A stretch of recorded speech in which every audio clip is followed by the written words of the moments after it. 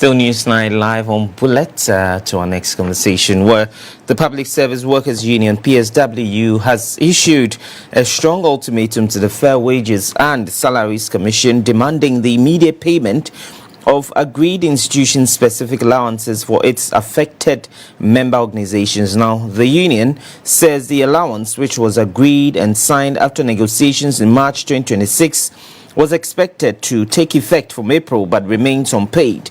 PSWU warns that the delay has sparked growing frustration and agitation among its members, despite what it describes as a successful agreement that helped avert a planned industrial action earlier this year. Now, the union argues that workers expected swift implementation of the deal but have instead been met with prolonged delays. Now, the union has now given authorities until June 30, 2026 to honor the agreement or face possible industrial action.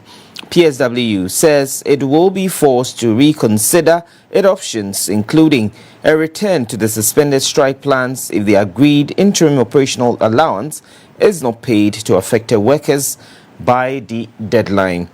John Sampah is the Deputy General Secretary of the Public Service Workers Union PSWU. He joins us via telephone for more on this. Mr. Sampah, many thanks for joining us on Newsnight. Thank you very much and good evening. Aye. Now, PSWU says the allowance agreement was signed in March and expected to take effect in April. Who should workers hold responsible for the 3 months delay in implementation? Thank you very much.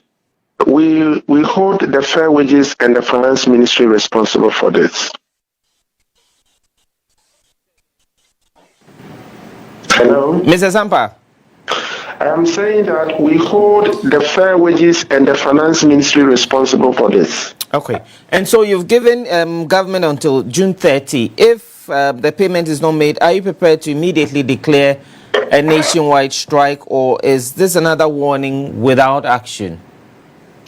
This is a decision that our structures have taken. We have been patient for the past 3 months. It already took us about 2 months before we finished this negotiation, and we thought that immediately we agreed, at least the following month we will get it signed and implemented. Unfortunately, an agreement signed by one government agency, Fair Wages, on behalf of government, the Ministry of Finance has still not given effect to it. In other words, it has not given the authorization for controller to make the payment.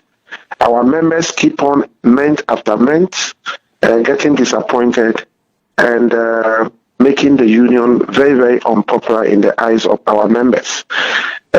We have been very patient with government, and this time it is our decision that if the government is not taking action about this signed allowance, we will resume to our previously announced industrial action.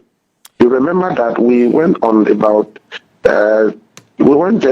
about 2 days industrial action, and after which we finalized this agreement. All the time, it looks as if unless you give either a threat or you are going on strike, it's not nice at all. Workers have suffered for the past 6 months. Some people are getting allowances that some people have nothing at all. So even this allowance is not a full negotiation. We call it an interim arrangement. So it's an interim arrangement to make sure that at least there is some kind of equity on the single spine. And all of a sudden, something that we fought for and we have gotten it, the Ministry of Finance is not giving effect to it. And it is our decision that we know that this month, which is the 30th, is just around the corner. And already whether we will get the money or not, we know, because somewhere getting to the middle of the month, we do verification to know whether validation to know whether the people will be paid or not. And we have seen that it has not been validated, which means that we are not going to get the money this month at all. We We are just waiting at the end of the 30th. If we have not seen any positive action, we will definitely advise ourselves, and we mean it. All right, but Mr. Sampah, how many workers and institutions are affected by the unpaid allowance, and what has been the financial and operational impact on them so far? Oh, the people involved are a little over 25. They are a little over 25. Some of the organizations are not too big. Some of them are just 200 people. Some of them are 300. Some of them are 500. So in totality, we are talking about 7,200 workers involved. And the financial impact is bad on our workers. You already know that we are not satisfied with whatever is given to us.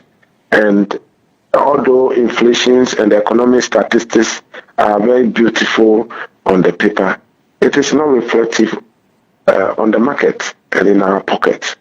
So if people, the little money that you can give to them that they can use to cushion themselves, you deny them for this number of men, especially when it has been negotiated long time, then of course we don't get it.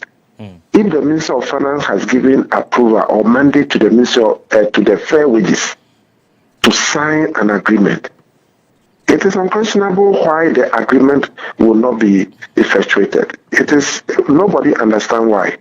It baffles us. But Mr. Sampah, you would agree with me that government already is facing several labor-related demands.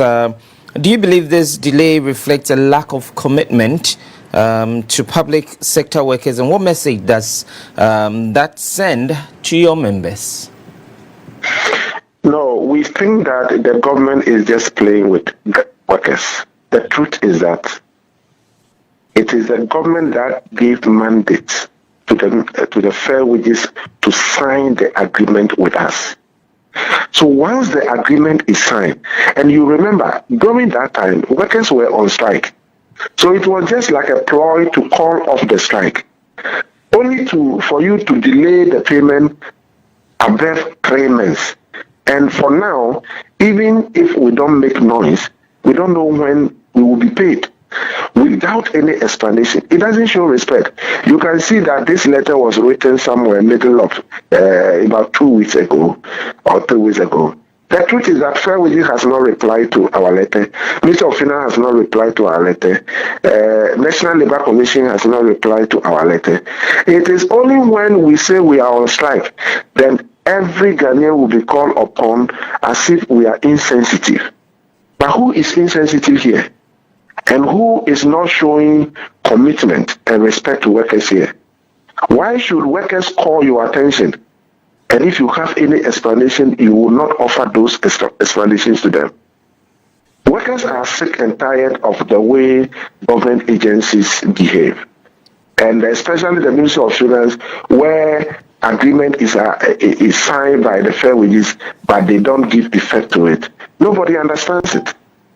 And the truth is that if workers, we write reminders and nobody minds us, we may definitely be forced to advise ourselves. And that is where we've gotten to now. Mr. Sampah, wrap up your thoughts on this development for us before you take leave of us.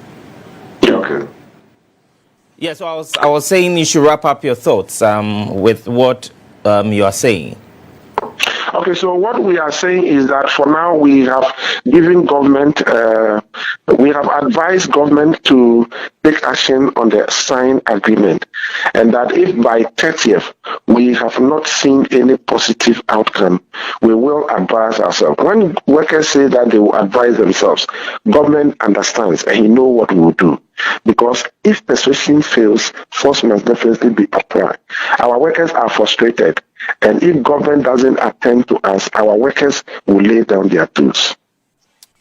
John Sampah, we are grateful for your time. John Sampah is the Deputy General Secretary of the Public Service Workers Union, PSWU, speaking to us there on the union, issuing a strong ultimatum to the Fair Wages and Salaries Commission, demanding the immediate payment of agreed institution-specific allowances for its affected member organizations. Still, Newsnight on Bullet. Return shortly.